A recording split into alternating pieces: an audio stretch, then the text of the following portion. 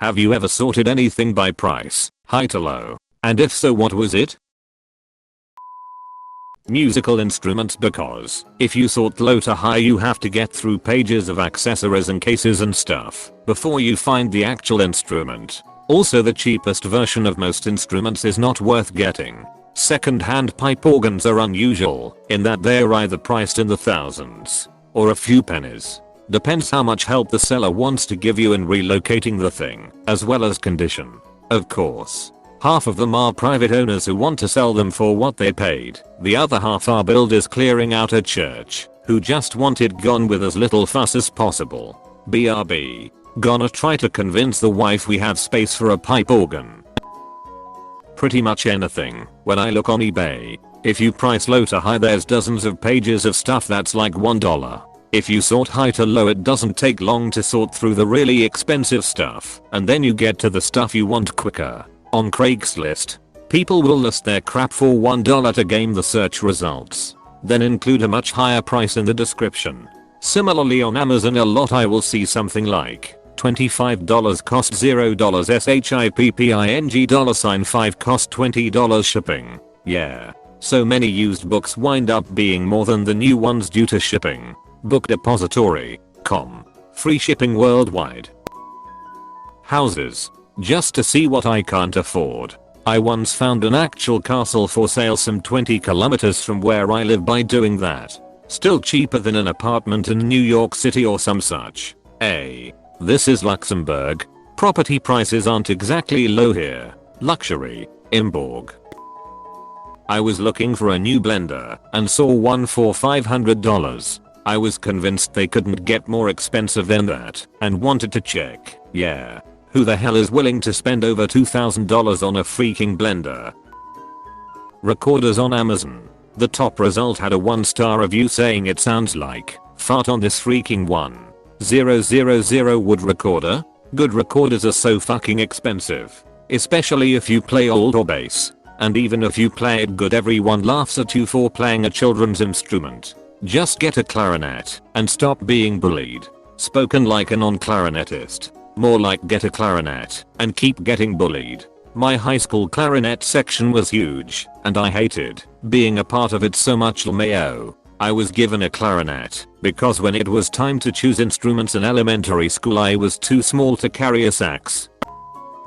I'm in the early stages of house hunting. I'll set my upper price limit, then sort high to low. Otherwise the first 3 pages of results are full of investment opportunities, which is code for the previous owner hasn't done any upkeep since 1962, and we can't figure out where that smell is coming from. A great home that just needs a little love at an incredible price. Must see. Little Lavera build this shit from the ground up. Apostrophe. Ready to flip. I almost always do. I want to see the overpriced items and compare them to the mid and low priced ones. I almost always find something similar for half the price of the most expensive version. This had to scroll too far to find what I do. I find the features of the highest priced items that I appreciate most and then find the cheapest items that have those features. Many times you can also check the reviews of that product to see if those features hold up to the rigor of everyday use, as sometimes the cheaper quality part will yield or break earlier than a higher quality counterpart. Most times there is a middle ground product that uses high enough quality parts to last a long time and also has additional features that help certain functions perform better. Don't forget that high price doesn't mean good quality in every case. Look at things like Beats headphones and sunglasses. Tools. I don't always buy the most expensive, but I'm so done buying the cheapest. I'm young enough that I plan to get a lot of use out of anything, so I want it to last or at least work very well. This table saw is $300. It's garbage and the table isn't even flat. The measurements aren't accurate and the fence isn't square to the blade. Or this table saw is $2,000 and you'll have it for the next 40 years. It's solid and works beautifully. I grew up with the philosophy to buy cheap, then when it breaks, buy high end. Really depends on the size of the job, how often you lose it, and personal finances. Having the proper quality tool for the job makes a world of difference. Worth it even if it costs a little more. Sure, the cheaper one gets the job done, but it does so with a bit of swearing. It's more about the idea that if you buy a cheap tool and it never breaks, then you probably don't use it enough to need an expensive one. If it breaks, or you keep using it enough to start hating it, then it means it's worth upgrading. This is exactly the idea behind it. I use this philosophy to great effect. Often a simple cheap tool will last for a handful of jobs, but if you use it regularly, you'll know pretty soon that it's time to get a better one. If I'm buying tech stuff, most recently a wireless keyboard, I'll sort price high to low because I'd rather pay a little bit more for a brand I know / trust, can read reviews of, than a cheaper mode. Didn't always do it that way, but it seems to work out as more economical because they last longer. I'll just go on /r/buildapp sales and sort by which links have a comment saying this is it. Chief. That sounds useful. I'll probably end up using it to get an idea for what a good sale price is and end up getting something else. Used cars.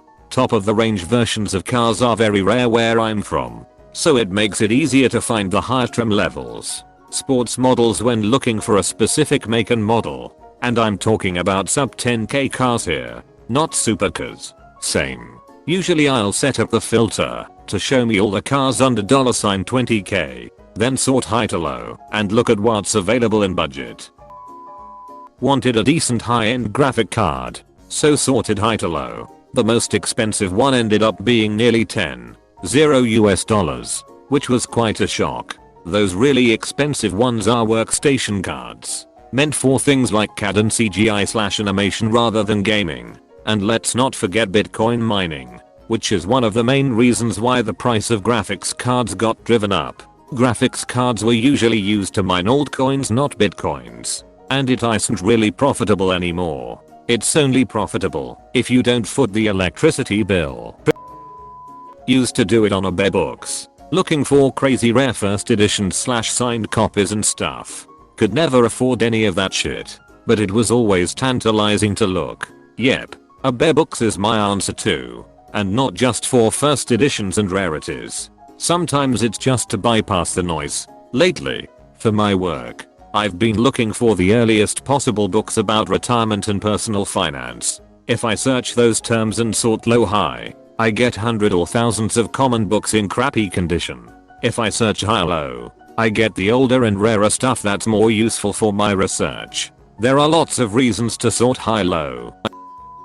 Watches. To see what I'm never going to buy. The other reason. If you're about to visit a store to look at something you might buy, knowing the high end of their offerings lets you know what else you can try on while you're there. I've never had a store refuse to show me the $200k piece that they've got in the case. Close bracket. The only thing I've ever done this with was a pillow. Last year, my old man, who's bedridden, was complaining about his head and neck overheating. So I went out to find a solution.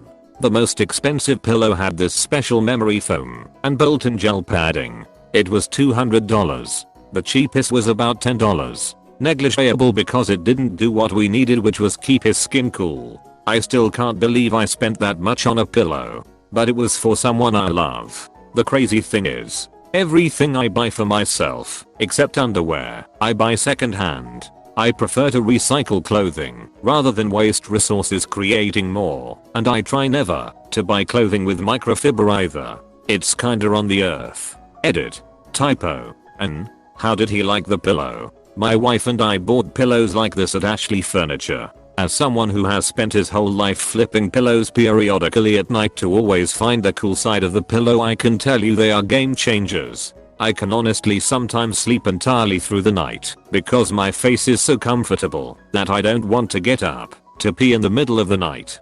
Damn, I need to get one. I feel like people with a lot of disposable income are leading much better lives than the rest of us because of minor changes like this. That sounds like a really obvious observation, but I would never even think to spend a lot of money on a pillow.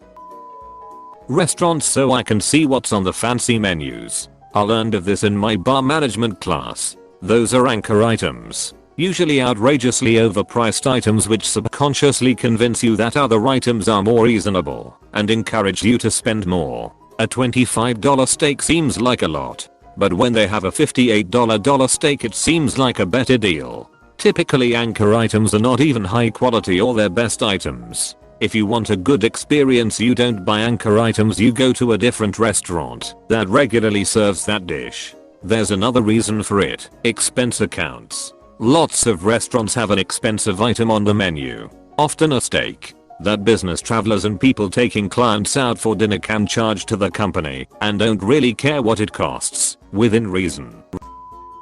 Butter. Laundry detergent. I live the high life. I'm with you on butter, man. That makes a great difference in the kitchen. I do this whenever I'm looking for quality in something rather than affordability. It's not too different from sorting by low to high, since I usually end up buying from somewhere in the middle, because the highest priced items are usually rips-offs. Yep, it's the difference between getting the best thing you can afford vs the cheapest thing that is acceptable. If you start at the top you can see what you are compromising to get a lower price. If you start at the bottom you see what you get for a little more money.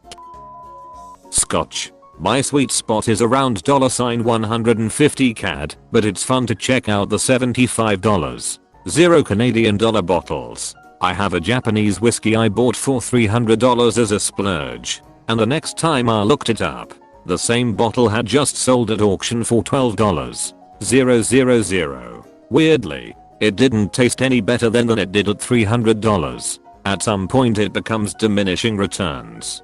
$10 whiskey, absolutely fucking god awful poison sold in a windshield washer can. $20 whiskey, the stuff you put on the rocks in summertime, mix into cocktails, and or use as a cooking liquor.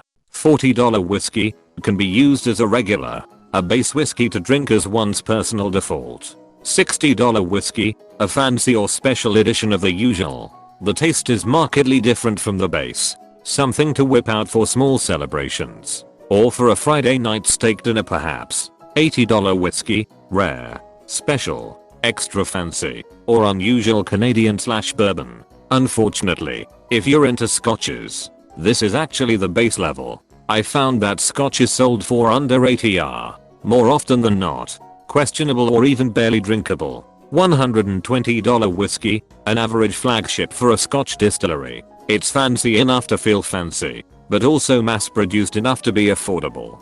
$200 whiskey, a near surefire bet that what you're gonna taste will be objectively good. Maybe not up your personal alley, different strokes, but you won't be able to deny that it's a technically accomplished product. Origin can be two ways. You either took a chance on a very special product from your favorite distillery, or a family member/spouse of yours bought it for your birthday because the whiskey happened to match your own age. $300 whiskey, we get it. You have a bottle of Johnny Walker Blue Label. Can you shut the fuck up about it now? $500 whiskey. At this point, it's less about the taste and more about the thrill of the purchase. We're already well into the quality territory here. We know we are gonna taste something good. But this isn't the idea here. The idea is my age ends in 0 this year. The idea is I retired. The idea is I have just concluded a major chapter of my life. That whiskey doesn't taste like whiskey. It tastes like the memory of your celebration. $0 whiskey, Yorick. Not $1 million rich, but hundreds of millions of dollars rich. You can buy anything and everything you want. So why not that stupidly expensive whiskey, right? What's the worst that can happen? $10k is nothing to you. $100k is nothing to you. It's chump change. Worst comes to worst, you just pass it off to an equally wealthy acquaintance of yours and upsell it as this super duper extra ultra rare once in a lifetime experience to try to make a profit out of it. Not necessarily to make money, but just because you enjoy the haggling process and you wonder how gullible that guy is. The taste? You instantly forgot about it the moment you finished your glass, and you'll never open up that bottle again. That bottle isn't a bottle for you, it's a privilege. It's an exclusivity. And the fact that an ounce of it is gone means that it's a bit of exclusivity that only you got to enjoy and not somebody else. Funny enough, I never liked whiskey until I discovered good scotch. I belonged to a whiskey society, so most of the bottles I have now were around $150. but absolutely stellar quality. Most of them are single cask out turns, kinda the B-sides and rarities of the Scotch world. Now that I've been drinking it for a while, I just assumed I liked whiskey. My father-in-law poured me a Tullamore Dew and I couldn't even finish it. I'm just a fancy bitch, I guess. May sound privileged, but usually everything, especially clothing sites, there are usually really good deals in the middle, and it's easier to scroll through the most expensive because the items are larger. Low-high you may be scrolling through pages of earrings. High-low you've got pages full of jackets, shirts, pants, and it's usually straight to the point. Now I don't know about you guys, but I really hate scrolling through pages of earrings or socks and underwear. I just want to see the good shit. Can you not just filter out the earrings etc? Or, like, just click on the jackets tab? I find ops case to hold true for Amazon. Even if you filter you can sometimes still get a lot of crap included in the results. In those cases I sort high to low with some type of price cap and then see what I can find. If you are new to Tattletale TV, please subscribe. I have new videos every day. Stay tuned right now for another